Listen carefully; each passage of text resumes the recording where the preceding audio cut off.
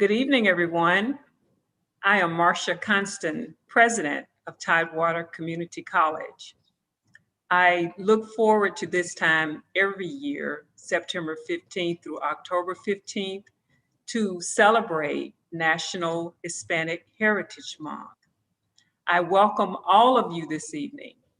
As we know, September 15th is the start of Hispanic Heritage Month.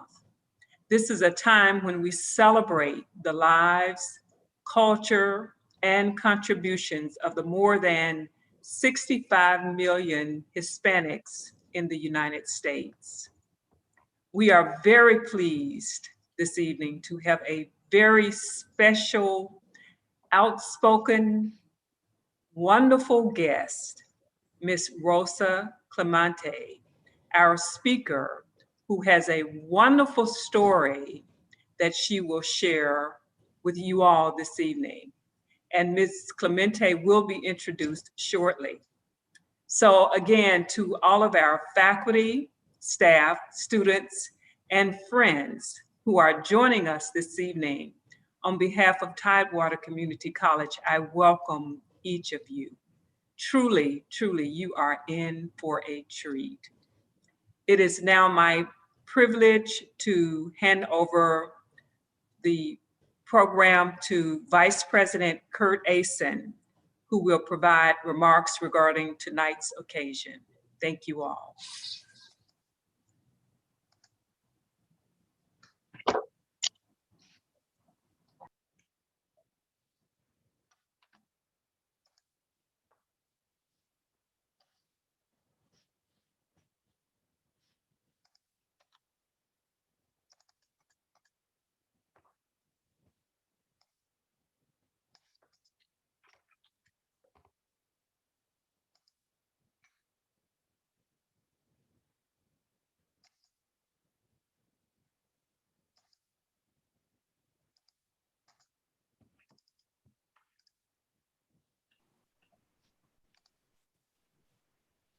Hi. I apologize.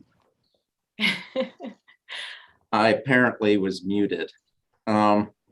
So in any case, thank you, Dr. Conston, and welcome to the start of the 2021 Hispanic Heritage Month. This national observance began in 1968 as Hispanic Heritage Week under President Johnson. In 1998, President Reagan expanded the week to cover 30 days.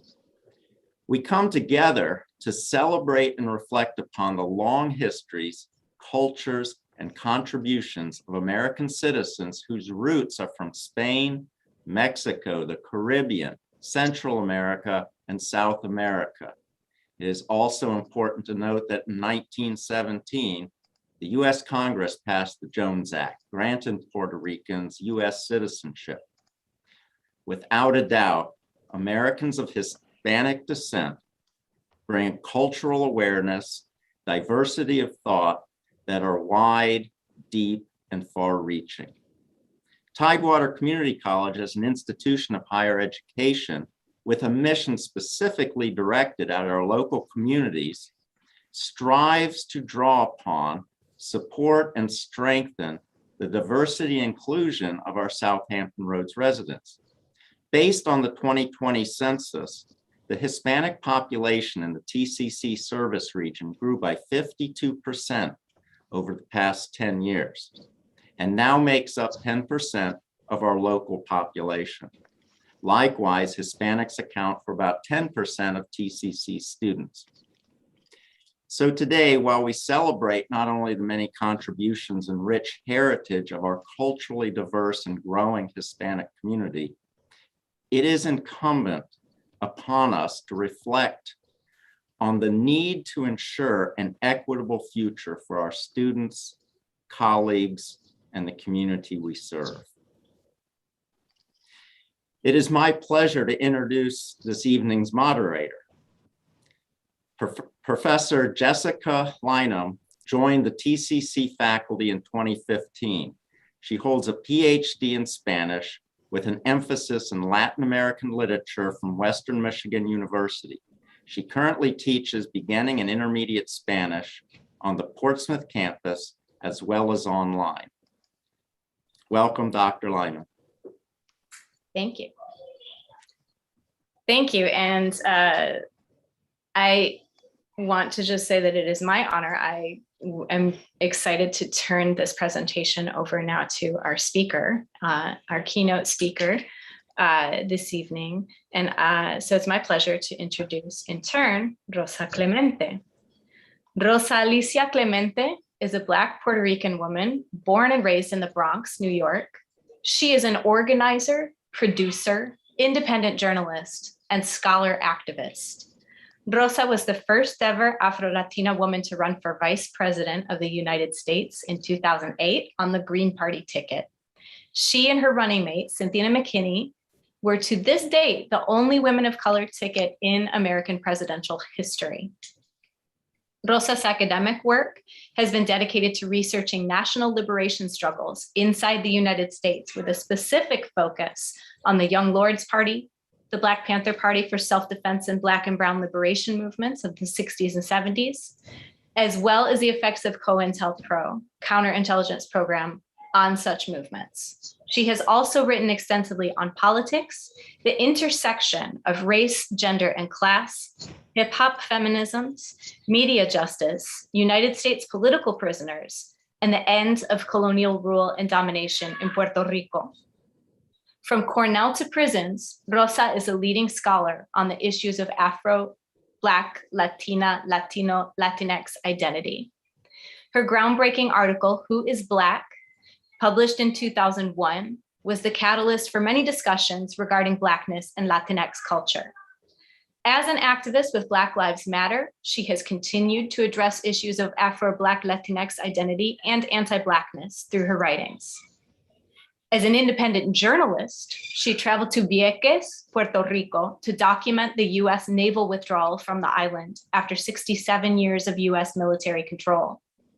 She was in New Orleans and Mississippi as an independent journalist, a mere 10 days after Hurricane Katrina ravaged the area.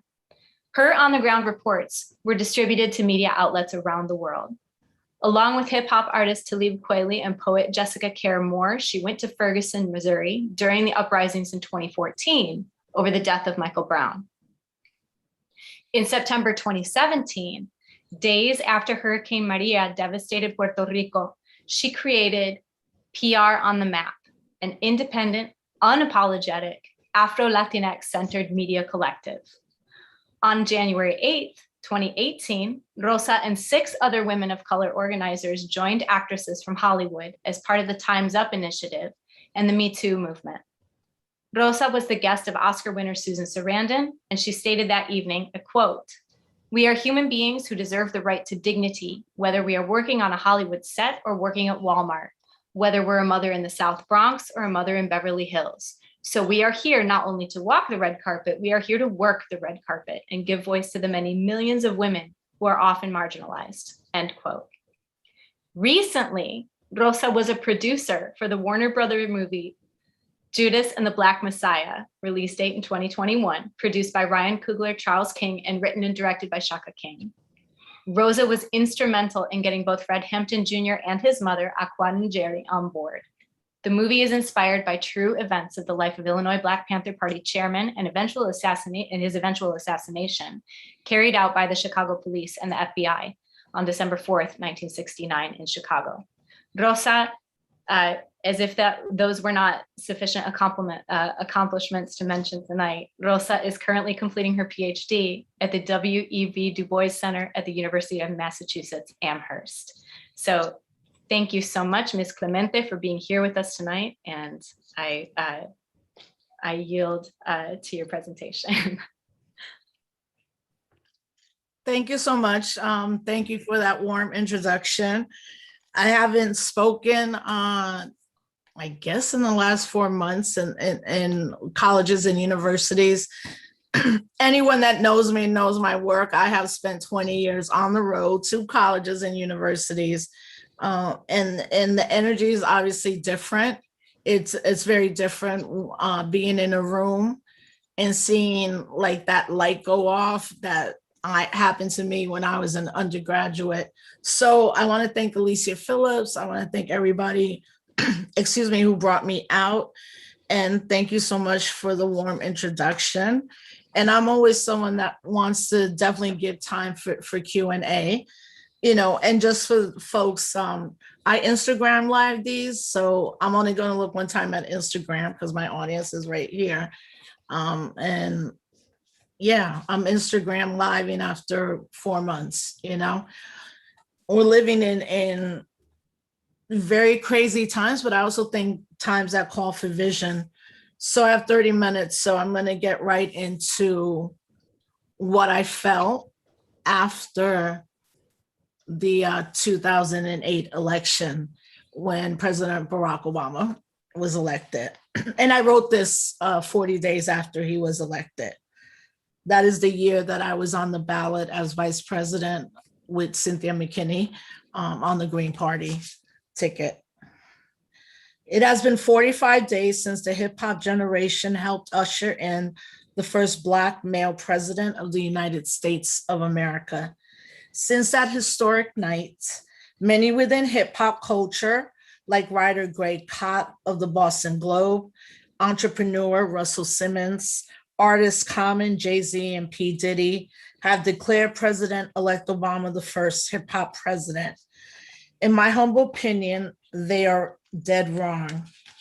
It does not matter how many hip hop elitists, pundits, nonprofit organizations, and recognizable figures within the culture declare it.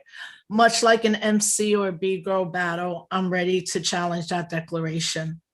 As a longtime community organizer and hip hop activist and journalist, I've always followed a rule.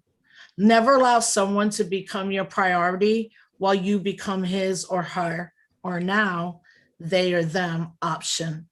For President-elect Barack Obama and the entire Democratic Party leadership in this country, the hip hop generation has never been a priority. We have always been an option, and that option is used mostly to get out the vote during elections. Efforts like Vote or Die, Generation Vote, Rock the Vote, Respect My Vote do not empower a generation. They are catchy slogans emblazoned on pretty white tees that offer empty rhetoric. For all the hip hop eggs in this thing, I wrote this as hip hop was and had moved into a electoral political space, because this was 2008. So there might be some of these terms, even for people looking right now, younger folks that never heard these terms. So I want to just know that I know that for y'all. At the end of the day, those get out the vote efforts become guaranteed votes for the Democratic Party and often fail to educate their followers about candidates that run outside of the two-party system. I believe that, like many before him, President Barack Obama's campaign used hip hop to create excitement amongst young people in this country. But we must see clearly through the $750 million bling bling marketing haze of his campaign. The few times he was pressed on his association to hip hop, he spoke about offensive rap lyrics and Black men needing to have respect for themselves and pull up their pants. I do not recall one specific mention of the political victories and social consciousness brought out by Million in the culture. Just because you brush off your shoulders, fist bump the future first lady, or play a mean game of street ball does not make you hip hop. What we now have is an Obama administration that came into power with the promise of change, but is remixing that promise by sampling from the Bill Clinton presidency, including Hillary herself.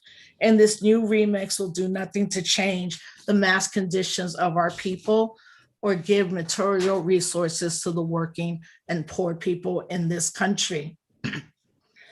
I want to fight for a hip hop political movement not dominated by white liberal politics or white foundation money.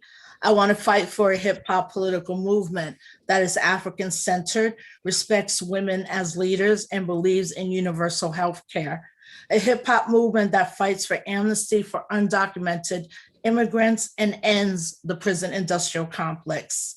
We must all fight for a hip hop political movement that wants to be at peace with our global brothers and sisters and LGBTQ people, that will build a truly independent media apparatus and will stand up and mobilize against the increasing racial violence against Latino, Latina immigrants and demands a livable wage for everyone in this country.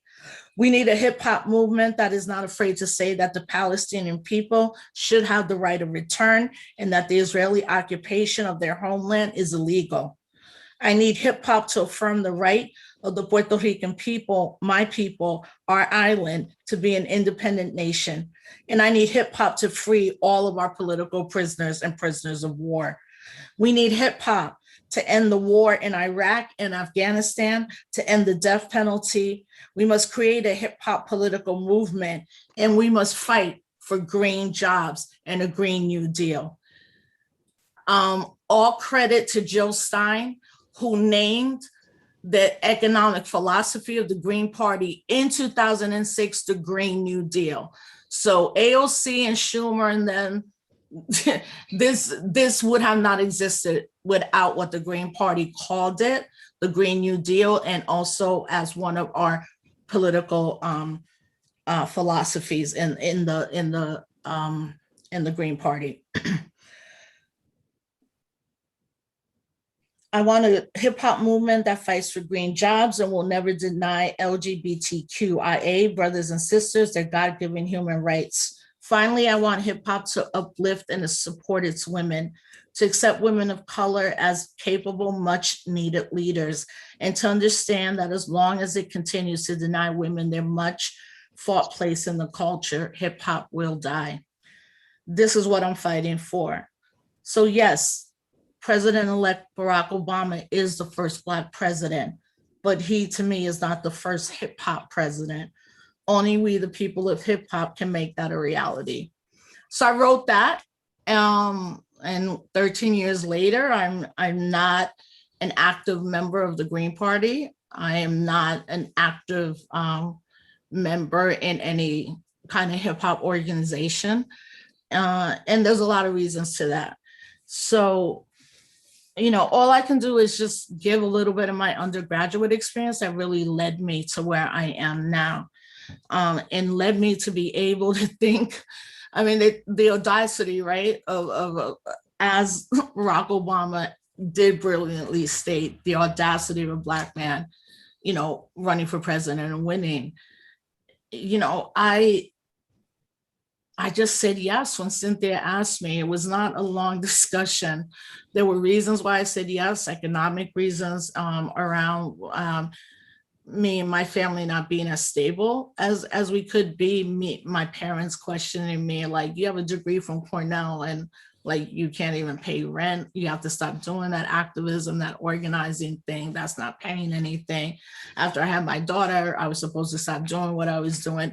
All of this to say is that I don't think I wouldn't have been brave if it was a long process to me being like, yeah, let's go. I'm down to do this. And most of all, because at that moment I was deeply engaged in what I call the hip hop political movement.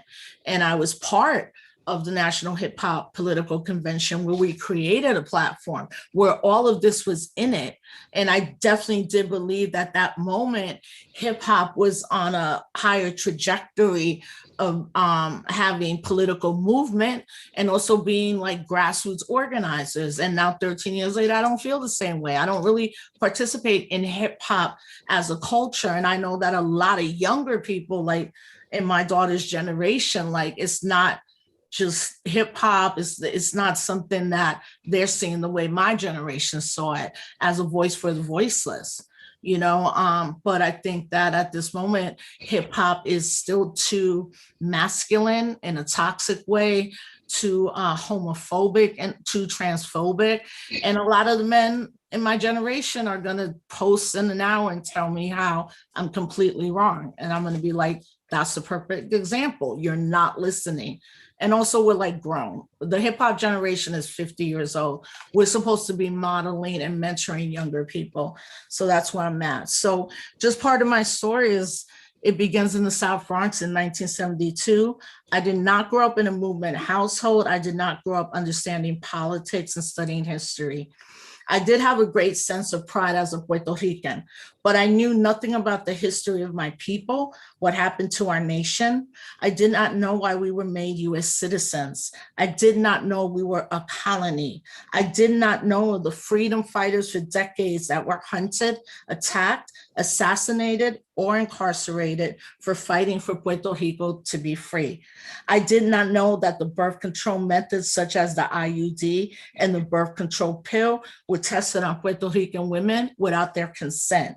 I did not know that 1/3 of the women of Puerto Rico were sterilized between the 1930s and the 1970s. This practice was so common, it was called la operación, the operation. I had to go to SUNY Albany, where the state I grew up in, to find out who I was. I had to take Black studies and Puerto Rican studies, feminist studies, to begin to understand why I had not learned anything political or historical about not only Puerto Ricans, but African American, Native American, Asian Americans, and other Afro-Black Latinx people. In my sophomore year, I went to a meeting of the Albany State University Black Alliance, ASUBA. And as Drake rhymes, I started from the bottom to get to the top. That top was beginning to know and understand who I truly was and to begin to confront all the internalization of white being right, brown stick around, Black get back. I had to truly begin to decolonize my mind. I had to read, I had to study, I had to debate, I had to be challenged. I participated in hours-long daily debates at our main meetup spot, the campus center. As a woman, I also had to root out the internalized patriarchy, as well as begin to deal with the sexual assaults when I was 5, when I was 15. I had to cleanse my mind, body, and spirit. I began to understand through my Black psychology class the trauma inflicted on my generation, the trauma including the Reagan years, the crack era, my community where I was born, the Bronx, literally being burnt down by landlords who would rather burn down buildings and take insurance money. But that trauma is also inflicted on us, particularly those of us, the others, the African and indigenous descendant people of this country. That year, I changed my major from political science to Africana studies. I would meet my first mentor, Dr. Vivian Verdell Gordon, and I would be schooled by many African-American professors. It was then that I transitioned from just being another Puerto Rican chick from the Bronx and Westchester County. I took every leadership class I could take. I became involved in anything and everything I could. And then April 29th, 1992, I woke up, turned on my TV to see Los Angeles burning, the LA Rebellion, the uprising. As our Black studies teachers told us, this is not a riot, this is an uprising. After the police that beat Rodney King were acquitted of all charges. For those 5 days, all of us, Black and Latino students, held together to watch, but to also understand what was happening and to make sure that the narrative was not about a riot, but a moment of much needed rebellion in Los Angeles. At that time, and even today, the LAPD is the most deadliest, most costly police department in the country. I decided I would run to become president of ASUBA, Albany State University Black Alliance. I had 2 Latino professors and administrators tell me that if I ran to be the president, I was picking the wrong side. And I had African-American students questioning how I, as someone who identified as an African descendant of Puerto Rico, why I could be part and run ASUBA. And I won that campaign. And then as a junior, I met my mentor to this day, Dr. Maita Moreno Vega. She came to talk on our campus. Until that evening, I had never heard the term African Afro-Latina. In fact, I had just learned through ASUBA what it meant when someone said African descent.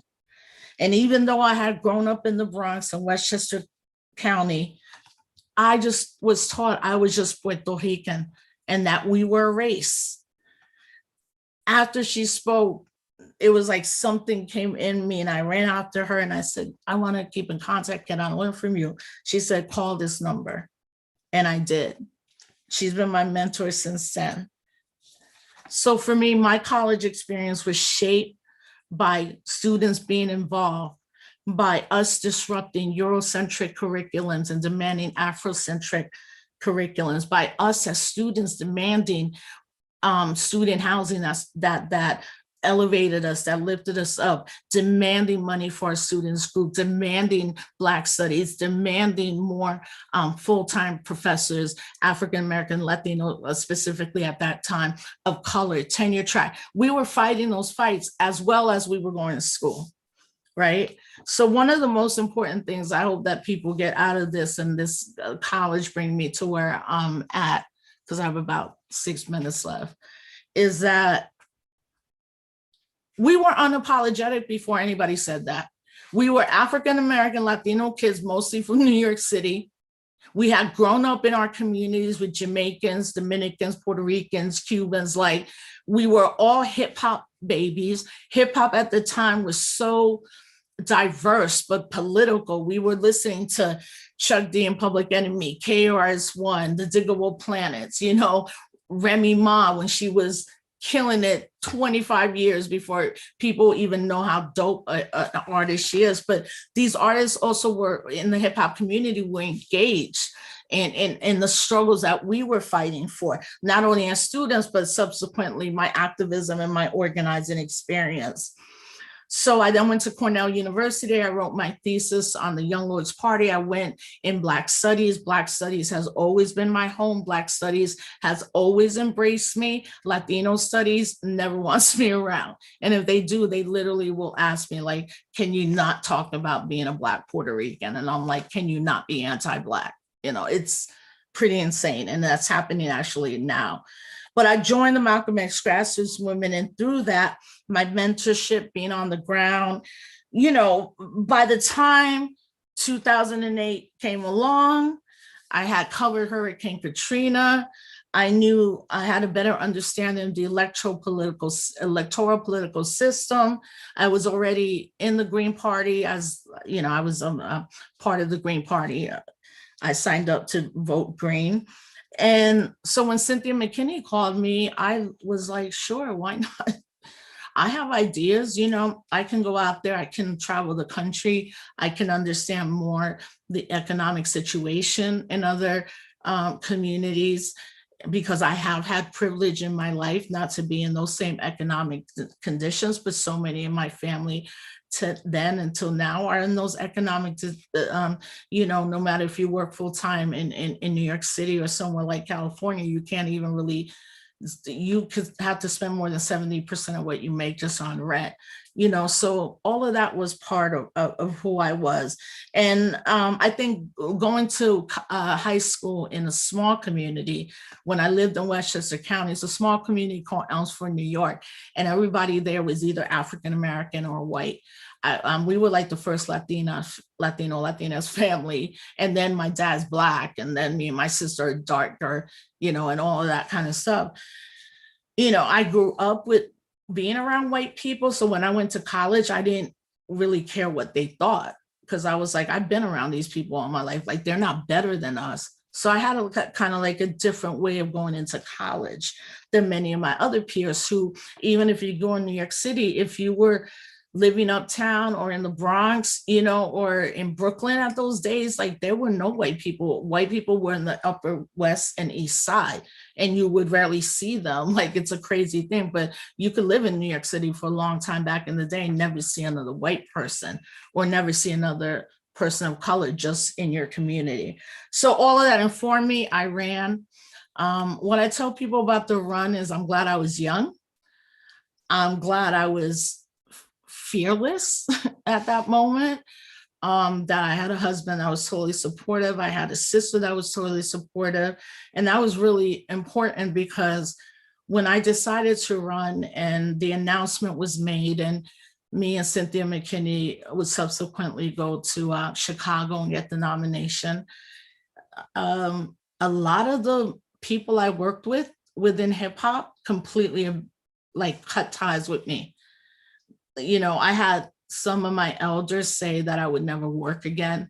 I had people that I had organized with, gone to jail with on civil disobedience that were like, you're crazy, you're gonna ruin your life.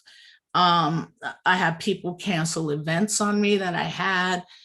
And luckily I was just like, I'm gonna promote a hip hop political agenda, which everybody in the hip hop community that was political agreed to. Just because 99% of them got scared, a lot of them did get paid gigs within the Democratic Party, stuff like that. I'll tell you one thing. At that moment, and for a couple of years, people not hiring me, people casting me aside, people saying I had made a mistake. 13 years after, I mean, even then I wouldn't have apologized, but even now, everything that me and Cynthia McKinney spoke about, every policy we champion, are exactly what younger people are demanding now. And the way I gauge the importance of my work in my community is if the streets like me, if the incarcerated people are feeling me, and they are. And then where I am now in my life is that I've had a lot of dope opportunities. Working on Judas and the Black Messiah was one of the most incredible experiences of my life.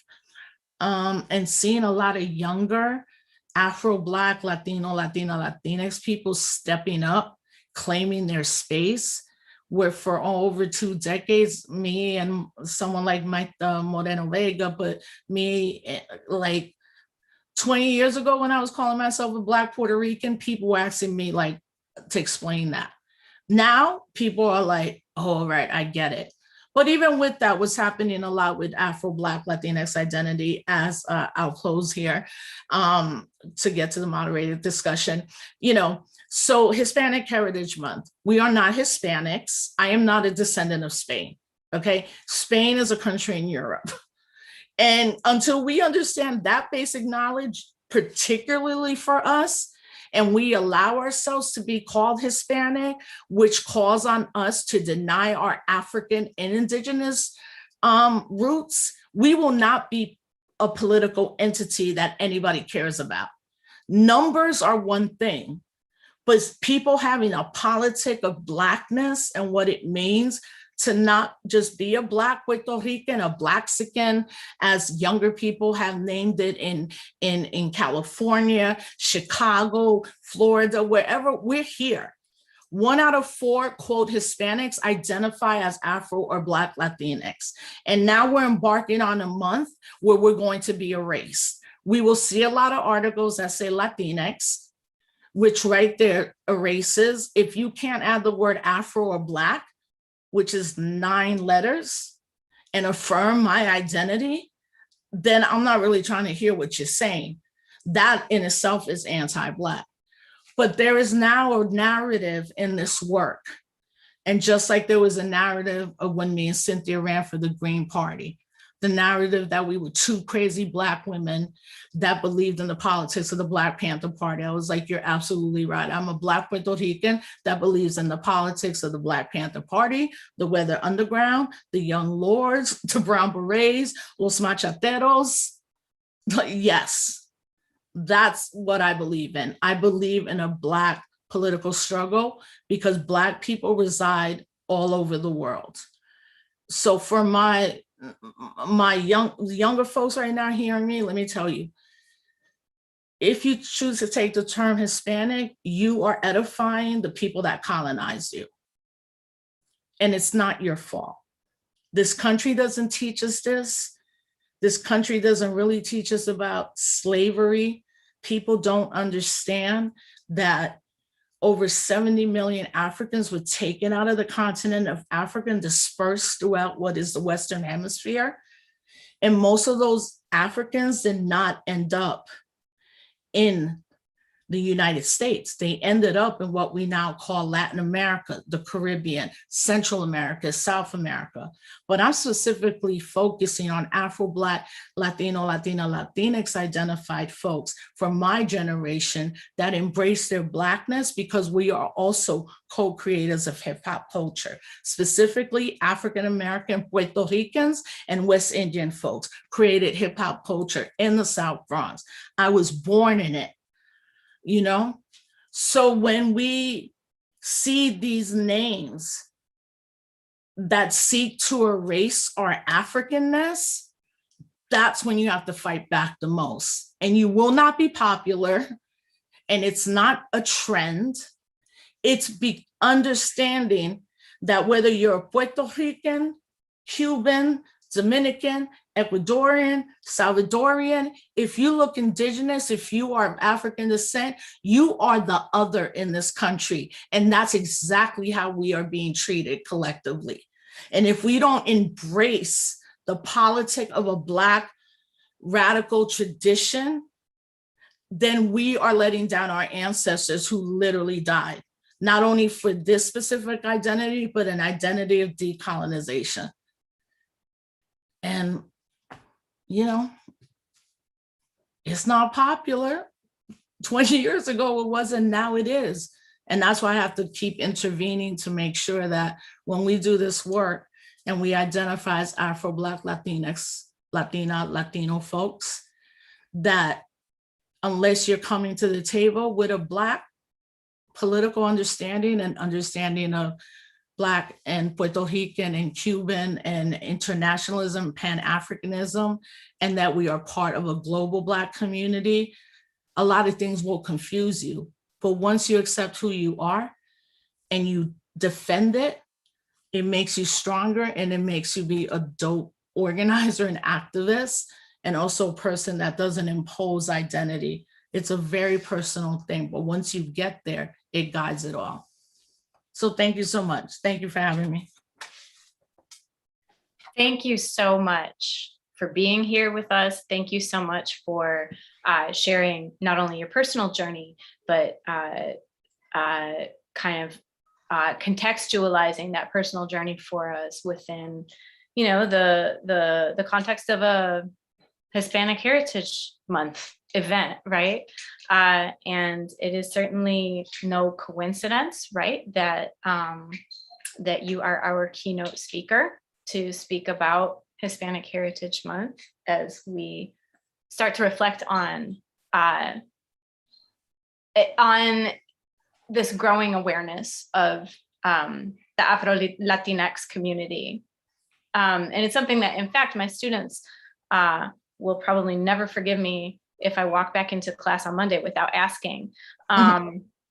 So if Hispanic Heritage Month, as Curt Aasen mentioned in his introduction, is designed to pay tribute to generations of Hispanic Americans, this is not a term that is an appropriate identifier for you. You do not identify with Hispanic. And I thought it was really powerful what you said, that if you self-identify as Hispanic, you are identifying with your colonizers, right?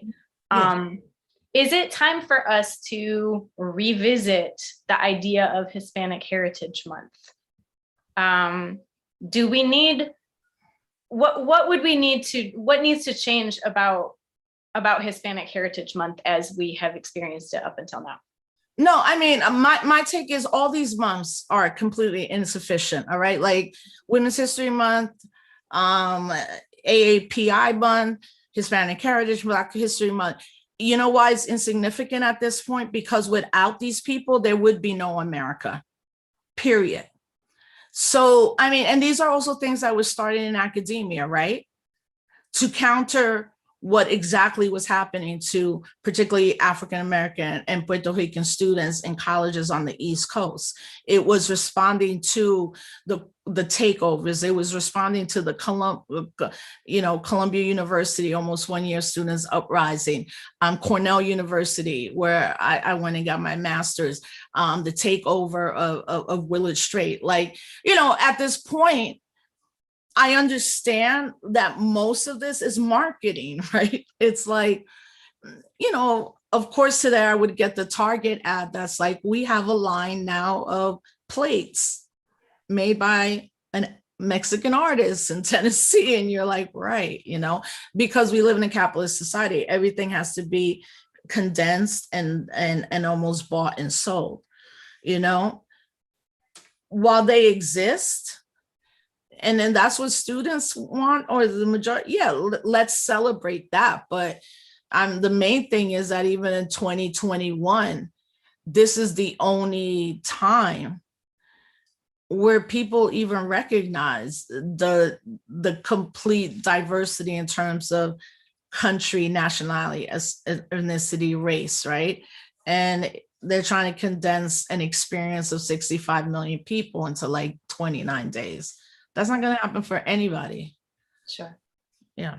So you've spoken, you adjusted a bit here, but I also enjoyed seeing a YouTube video of another of your public speaking engagements where you talked about how Afro-Latinx identity has become trendy in certain ways. Whereas as recently as 1984, Puerto Ricans didn't even learn about the measure to which African heritage informed their culture. And at Cornell, you walk into a Latino studies program and you find that you're dismissed, or that your Blackness is dismissed in that environment. Do you see movement on that from the time that from the time that you were at Cornell or time before that to now, where Afro-Latinx identity is maybe being appropriated or being like that mantle has been taken on differently? Oh yeah, I mean, I would say it's been a good 8 or 9 years where the term Afro-Latinx or Black Latinx, and the Latinx term is to non-gender, a gendered language of Spanish. So I'm never opposed to like someone being like, oh, you're a Black Latinx or you're Afro-Latinx. And I'll be like, no, specifically I identify as a Black Puerto Rican woman, but I also know language is powerful, and that language is also a part of people's identity. And you can't force someone to be where you're at. With that said, yeah, I mean, right, there's like many jobs now around Afro, Black, Latinx identity in academia. And many of the hires are literally like white passing Latinas that just realized they were Latina like a month ago to get a job. That's exactly what's happening, Also, particularly in the Puerto Rican community, we have had in the last year and a half 2 white women who perpetrated a fraud basically and said they were Puerto Ricans for decades. One was a lawyer in New York and one was a tenured professor at Georgetown University, who were white women who passed as Puerto Rican women and took all the benefits away from women of color. Okay, so like Rachel Dolezal, but on like various other levels of, so we, particularly in the Puerto Rican community, have been dealing with that. But, for where I take it is that the reason I say it's trendy is because now you have many, quote, Latinx media outlets that all of a sudden found out that Afro and Black Latinx people exist. No, the term Latinx, less than 2% of our community even uses that term. Okay, and that's from the Pew Center for Research. Second of all, in a study before this one on the term Latinx, the Pew Center said 1 out of 4, quote, Hispanics would identify as Black. We don't have a category. So until we have a category where we can bring up demographic information, as scholars, right? we don't know the numbers. Everything is an anecdote. How do you quantify that? How did we come to 15 million? That would mean 1 out of 4. What then does that mean for that Afro-Black, Latina identified people? Well, what does it mean also in terms of political movements? So I think the biggest thing that we have to talk about in this, as well as confronting that there are academic positions and many positions that say they want Latinx folks, and then they're like, we can't find them. And I'm like, I'm right here. And there's like 150 of us that if I had to sit for 2 hours and write the names, I could write the names of many other Afro-Black, Latina, but Latinx folks that are making some incredible work in journalism and art, who a generation is like, no, I'm gonna like accept this. This is who I am. I'm gonna ride for this. But in writing for that, I always go to this. What are your politics? If you're an Afro-Boricua from Puerto Rico and you want statehood, I'm not rolling with you just because you're an Afro-Boricua, right? Because you're against basically our people having freedom. So I think that's the political astuteness that you get in college, where it's like, these are the nuances. Identifying with a group is important, but what's the politic? What are the values and ethics? What lines are we not willing to cross? Right. So to that point, you mentioned statehood, and there has historically been a tension, right, in Puerto Rico between a movement, un movimiento independentista, so people who want Puerto Rico to be independent and a sovereign nation, others who favor Puerto Rico becoming the 51st US state, and then this kind of status quo of Puerto Rico as a Commonwealth territory. Having been on the ground after in the wake of Hurricane Irma and Maria, how do you perceive that this has moved the needle on that kind of calculus of statehood, independence? Well, first I would say that I don't think there's a tension between statehood and independistas. What happened to independistas and continues to happen is incarceration, assassinations, okay? We saw this happen with Don Pedro Albizu Campos, and when he was incarcerated in Atlanta Federal Prison, they put basically a radiation light, and he got cancer from that, and he died because of that soon after he was released.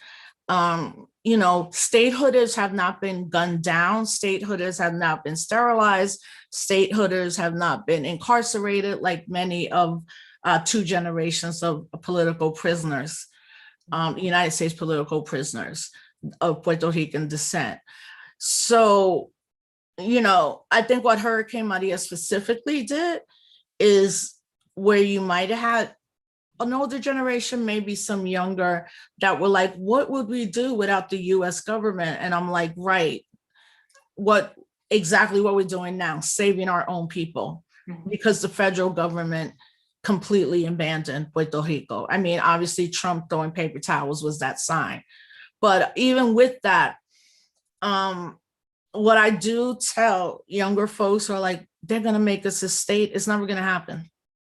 It's the United States of America, it's 2021. There are half the country out here thinks we should go back to Puerto Rico, even though we're citizens or any immigrant. Like, okay, there's like white supremacy, white terrorism is on steroids right now. So I'm like, with that alone, but we would have to give up our language. We would have to not have our own constitution.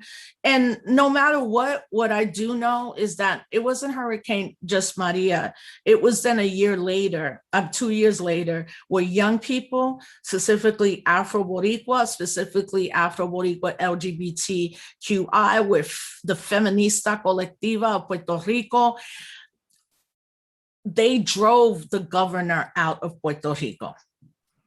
Okay. I covered that as a journalist, and I was there night after night, and I had never felt more Boricua, so proud. Like I literally was like, oh my God, all the ancestors are here. They're here, they're guiding this. That even elders who were like, no, but the Estado Unido, I mean, renaming the streets with graffiti, like, no, not only are we driving you out, we taking you out in terms of taking over, decolonizing. The fact that you have someone like Bad Bunny in it, but that had the politic, Presidente, his community. I was, it made me feel like when I was in Vieques, but more, because in Vieques, midnight when the US Navy left, we're in the dark and we're in this space, but to be in Puerto Rico and see all these young people driving out a governor and another governor, we're on the road to independence. Yeah. The conditions probably had to get this bad, but the amount of young people that decided to stay after Hurricane Maria, and the amount of us here in the diaspora that don't want to go and gentrify Puerto Rico, but want to put in land trusts or help farms out there, the Vieques farm, would help the organizations. We're doing that, and I have never felt so connected to the people in Puerto Rico. And I think that too shifted, where Puerto Ricans on the island were also like, we got to stop talking about you from the United States. You're not really Boricua. And that very decolonization of separation because of colonial experience is so powerful. Wow. It's incredible, Yeah, thank you for that. I want to ask just one more question that I hope is connected to that in some ways. And I want to bring it back to what you started with. Do you see evidence that the hip hop political movement, as you described it, has descendants or has analogs in anything in what we are witnessing in the mainstream political scene since you wrote that essay? No, no. Okay. No. I mean, for me, I would mark the decline of what could have been a great hip hop political movement with the Ferguson uprising. Okay.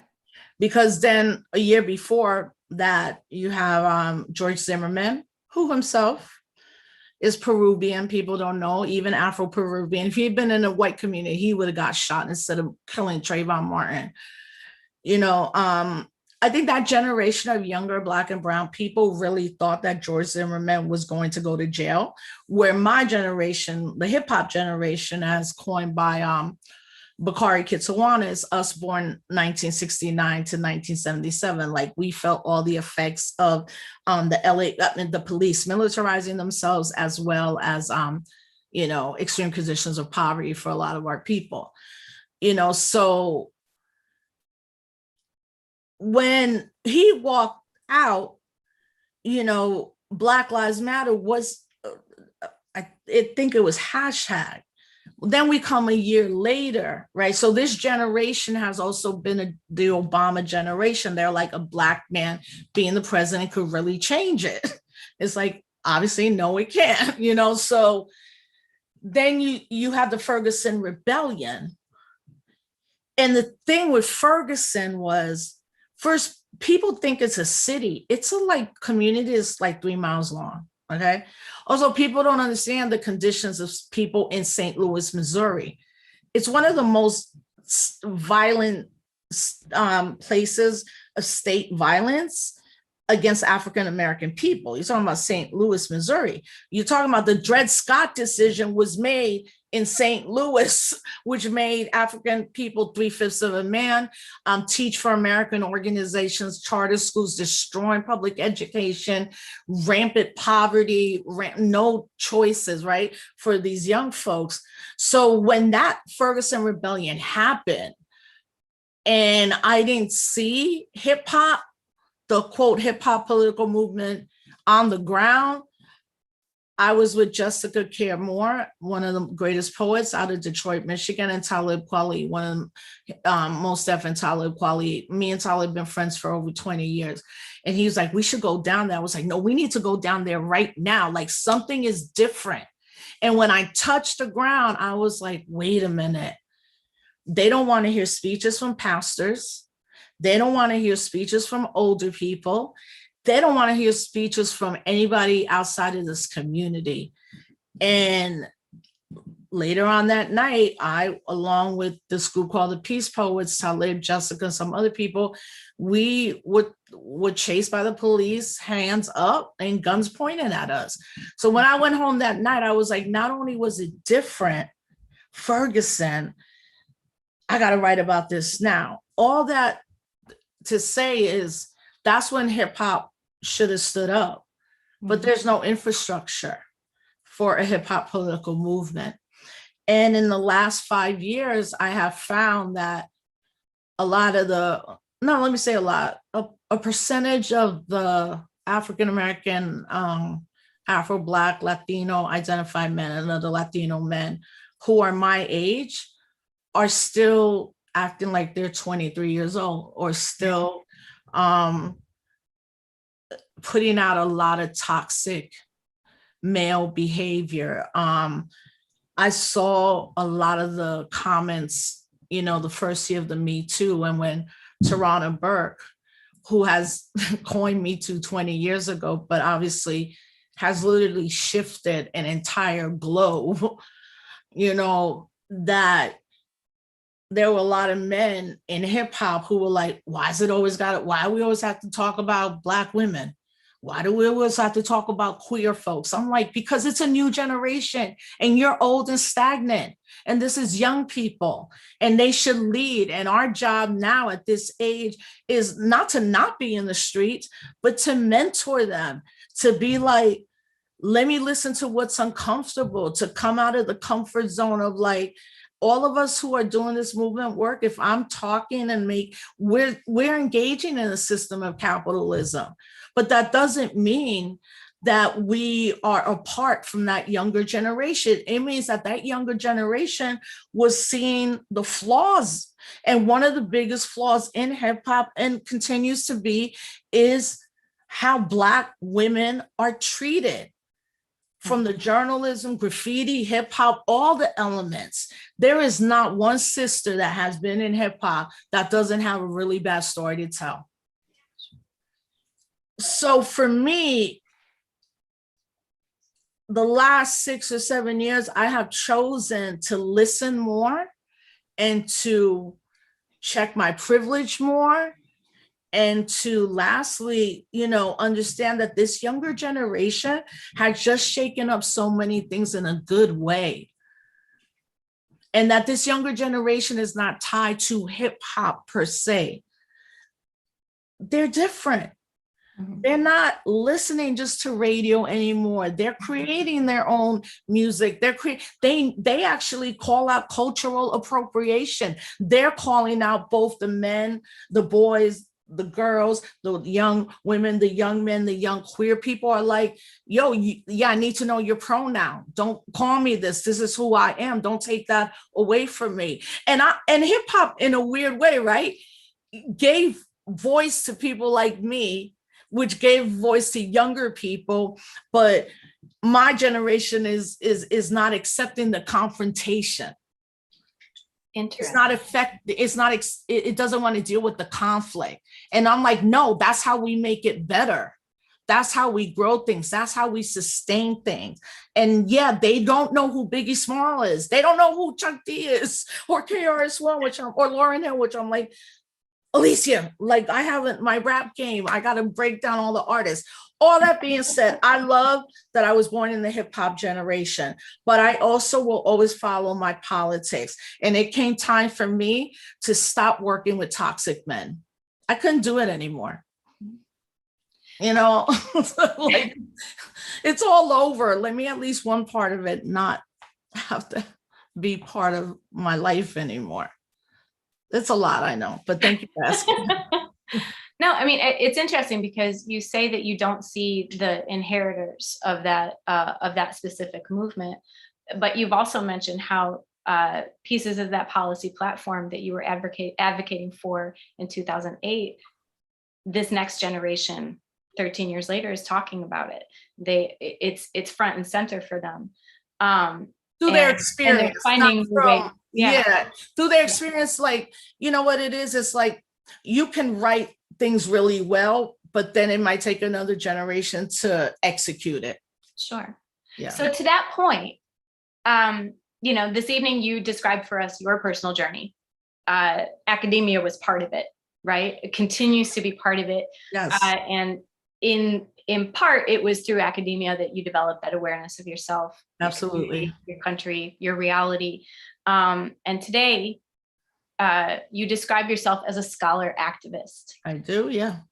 So what would be your message to undergraduate students who see themselves at that intersection, who are interested in adopting that path of scholar activist? It's going to be hard. You're going to get hired, and then a year to two later, be told by your dean or department chair that what you're doing is too much. The flip side of that is also that no matter what, our people have always produced scholarship, and scholarship that can be passed down through the grassroots intellectuals. The majority of our people who are working two jobs, who struggle every day, who will never be in academia, who will never finish high school, some of them. It's the grassroots intellectual people that we as scholar activists should be listening to, and then literally transcribing it in the academic language. Much as when you write your dissertation, it's a lot of words and you're like, can I just say this way? And they're like, no, you could 3 pages on that one word. And that, again, everybody doesn't have to be in academia, but being part of Black Studies all my life, I have been in the discipline that we named scholar activism, that Dr. James Turner, who recruited me to go Cornell and has been my mentor, and he would also say, you didn't come up here to get a degree from Cornell. You came up here to get knowledge and produce it and create visions, and then link up with the people who could actually, what we call the praxis, put it into to use for our communities. But that guides everything I do. I don't like wake up and have all these identities. They are all part of me, and lastly, what I've always told the students that I have taught in colleges is that I tell them the first day, if you're taking this class, my job is to make you an activist and eventually an organizer. If you don't want to, you don't have to take the class. But that's my goal as a professor. That's my goal as an educator. That's my goal as a former youth counselor. Like right now, especially for college, it's important that we're producing for our community. And it's important that we do not allow this right-wing narrative to all of a sudden say to us that learn critical theory, want to have, talk about who we are, race and all that all of that is unacceptable. And there's a reason there's an attack, because there is scholarship that we produce in the academy period that is for our communities. Right. Whatever identity you have in that. I know that there's so many dope women professors who all their work is tied to their community. So if colleges could be more not inclusive, but basically just stop and let women and Black women be tenured and run these institutions, I think it would be more relevant to students. But the most important lesson I've ever learned in Black studies is the scholarship you produce is for your community. You're always subject to critique and accountability, and create a vision that no one else is thinking of and find a way to implement it. That's a tall order, but it sounds like a very rewarding one. It is. Isn't it great? I mean, you're a professor, right? Like, you always get that 1 or 2 students at the end of the year that you thought were not paying attention. That were like, oh my God, I want to do this. I want to do that. I've been thinking about this. You're like, really? You didn't talk the whole semester, but it is a feeling of accomplishment, right? Yeah. Passing down knowledge. To be a part of a It's very beautiful. exciting. Yeah. And I want to wish you the best of luck in this last step as you kind of produce your last piece of student work here, as you complete your PhD. And I want to thank you for being here with us this evening. Thank you so much for having me. Thank you for being the kickoff. I was hoping to be on campuses, but next time, but thank you. It goes, right? Thank you for everybody and everybody who worked on bringing me in. I really appreciate it. It's a great day to start, as I'm going to call it, Afro Black Latinx Month. Day one. There, see, day one. Here we are, day one. So I want to, on behalf of Tidewater Community College, I want to thank our audience, our attendees. I want to thank tech support provided by Holly and by Alicia Phillips Peoples of the Student Center Associate Director, who is largely responsible for this program happening tonight. So a special thanks to Alicia Phillips Peoples. Thank you to Rosa Clemente and her team at Humanity Communications Collective for bringing us this event and giving us a charge, what feels like a charge for our institution, for our students, for our faculty, for our community to take forward and think about how to translate into acts, into praxis. And I wish everyone a wonderful September 15th and good evening. Thank you for having me. Buenas noches. Buenas noches. Gracias. All right, let's do it.